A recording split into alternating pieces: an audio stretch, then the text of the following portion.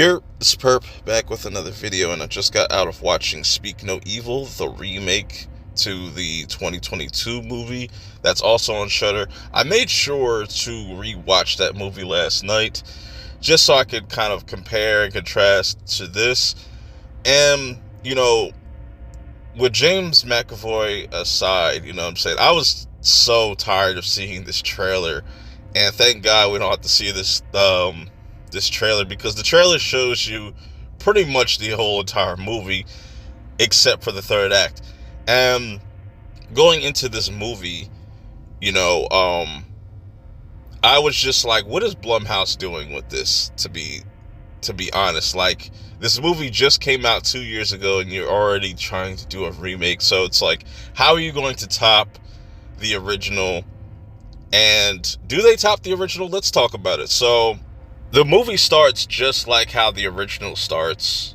We get introduced to Ben, Luis, and their daughter Agnes. And pretty much it kind of goes like the original. There's just a little bit of dialogue changed here and there. For the most part, for the first like two acts, I would say it's pretty much the same. They meet this couple, Patty and I think Kira. Patty is played by James McAvoy, and I feel like James McAvoy in this, to give it one highlight, is his performance. He definitely elevates this role compared to the original. The relationship between Ben and Louise is pretty interesting in this. I feel like they give these characters a little bit more to do compared to the original. It's still like the same. The father, Ben, is still kind of like a bitch. He's pretty much bitch made in this, and Louise definitely wears the pants in the relationship.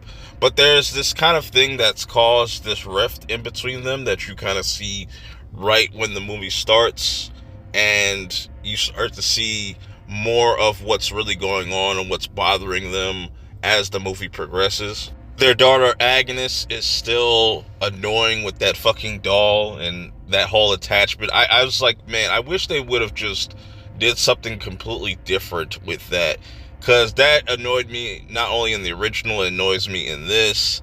And just her whole attachment to this fucking doll, it just was irritating as fuck. I will say though, they do give the kids a little bit more to do. Agnes is still a little slow, even when Ant,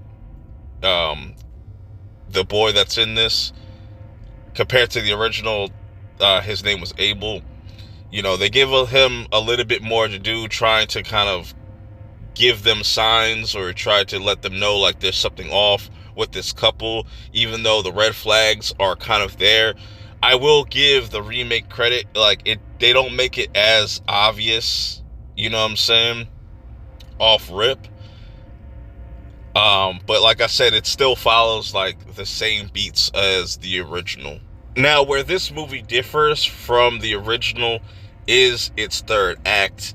And what I liked about the original is it really pushes the boundaries and pushes the audience to give them a darker ending. This, they kind of flip it. They do a little bit more. I think I prefer the original more, just because it was very much a darker ending, a much more bleak ending, where this one felt like your kind of standard, typical, generic, Americanized ending. You know what I'm saying? I wish they could have one up them and say, hey man, we can go even darker. I feel like they kind of pushed out towards the end of this movie. That's what kind of made the first Speak No Evil kind of special. And some people didn't like that movie, obviously, because of just the stupid choices that characters make. Obviously, they still make dumb decisions in here. Certain things is just kind of frustrating watching this movie. It's just like, man, I wish they would have kind of just switched this up, switched this scene up. Just do a little bit more than just kind of be like, instead of having a scene with a slide, you get a scene with a, swing instead. Little stuff like that, they could have just done a little bit more. You know, I would have liked them to switch it up even more like they did in the third act.